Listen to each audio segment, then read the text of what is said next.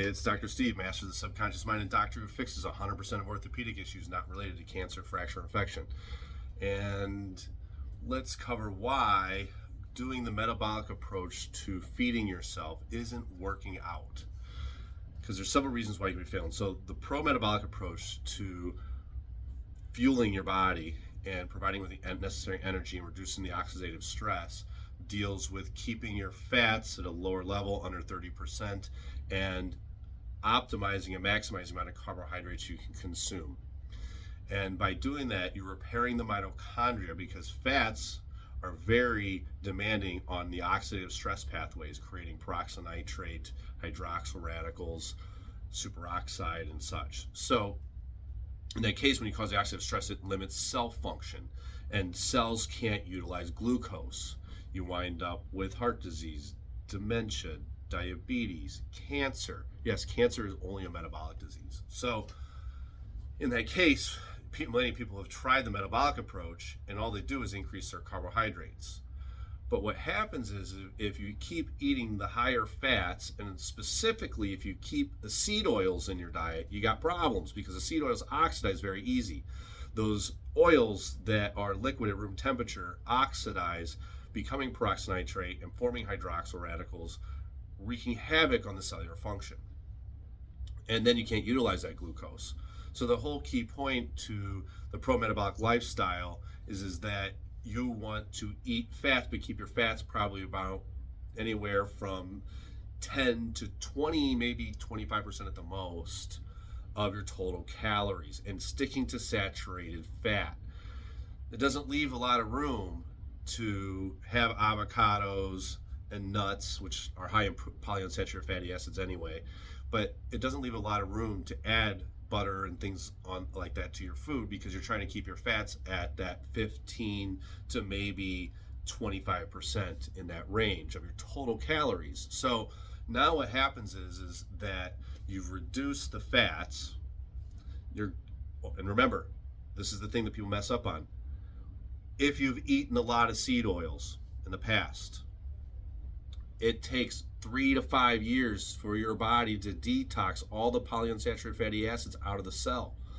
So in other words, you're not going to be able to switch over and be metabolically flexible to just being able to utilize carbohydrates just because you change your diet right now. It's going to take you time to get your body to be able to process those carbohydrates.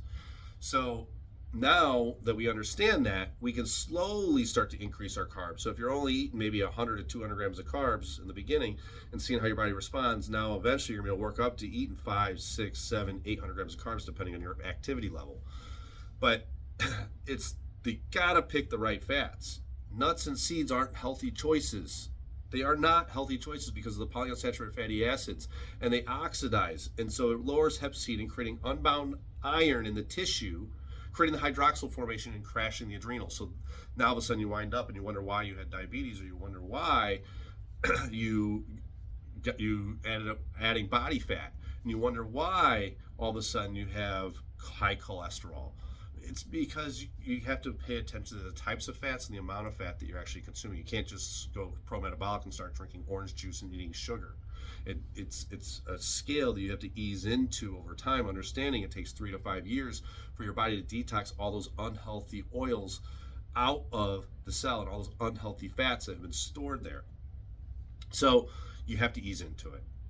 And now all of a sudden we can actually produce the energy needed, and our bodies function best on glucose because it forms the least, or the carbohydrates form the least amount of oxidative stress. Proteins and fats are much more demanding on that oxidative pathway, creating much more inflammation and much more oxidative stress, damaging cell function. So we want to keep those under control.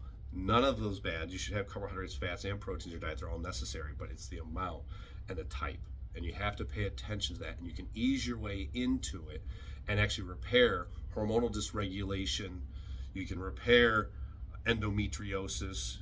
You can repair Hashimoto's, all these thyroid diseases. You can reverse cancer because it's a metabolic disease, not genetic. Otto Warburg, and remember Otto Warburg, he won the Nobel Peace Prize, and everybody interprets his information as saying that sugar feeds cancer. But that's not what he said. Actually, if you cut out cancer, or if you cut out sugar for cancer, and actually the cancer cells metastasize. So that's not exactly what he said. What he said is your body, it doesn't utilize glucose well. It doesn't mean you cut it out, right? You have to repair the actual cell, and you have to get rid of those polyunsaturated fatty acids and get fats in the right ratio so your body can start to learn how to utilize glucose again as it did when you were young. Remember, when you were young and you were born, you ate whatever you wanted and your metabolism was fast.